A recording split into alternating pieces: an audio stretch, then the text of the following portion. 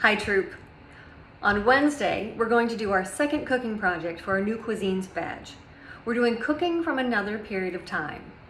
And because it's the second task, I thought we'd go back not one, but 200 years to colonial cooking. Now, this is a really different kind of cooking than what we're used to. In modern times, when we cook, we go to our pantry, we grab out, all our cans, and we have a million different vegetables from the grocery store year round.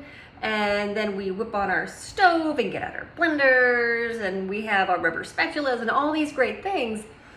And we make this delicious meal, easy squeezy. Back then, if you wanted to eat, first you chop the firewood. Then you gather the firewood, then you start the fire. And then you lug around your heavy cast iron pot, and then you get some water from your well, and then you dig up some vegetables, and then you it just goes on and on and on. Cooking was really labor intensive. It took a lot of effort, and in fact, it took up most of the time of a woman's day. We were the ones who were cooking. We were the ones who were doing a lot of the farming, and plus all the other things.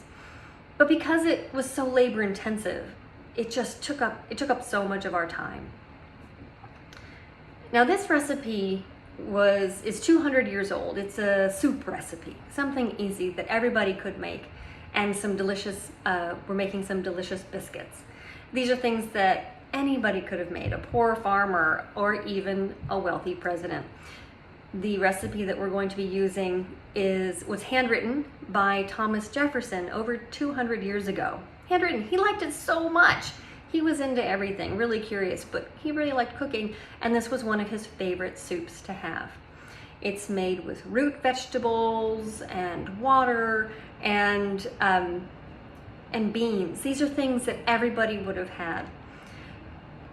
If you were a person living 200 years ago, the things that were available to you were things that you either farmed, raised, or fished, or could gather in the woods or wherever you lived near.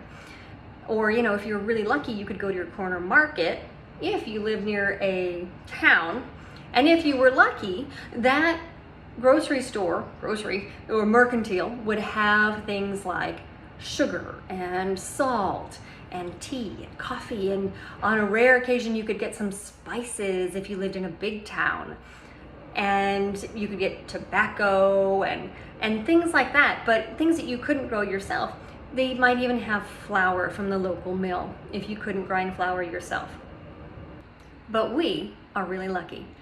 Everything that we're cooking with today has been grown, harvested, processed, packaged, churned, and made ready for us in really quick ways. We have stoves that light up instantly that we don't have to find fuel for. We have running water inside our house. We have sink. These are huge, huge advances in technology that allow women to have more free time to do things like have an education, get a job, and really better ourselves. So we are really lucky. Go technology, yum cooking. So we might not be able to honor the labor that women of the past, that colonial women, put into their cooking, but we can honor the flavor.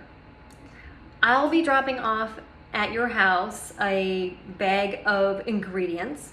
These are things that we could have gotten from our colonial garden: some parsnips and some turnips if I can find them, carrots and beans and things like that will make our very simple soup from. And we're also going to make biscuits. So we might not be able, but they're quick biscuits in our amazing stoves. We might not be able, like I said, to honor the labor, but we can definitely honor the flavor on Wednesday. My request to you is that you have all of your ingredients and your cooking tools that I've listed out in the email, not only ready, but close at hand, because we are gonna cook together and we want everything right close. Okay, troop, we can do this. Zoom style colonial cooking. We got this. We'll see you Wednesday. Be ready to cook.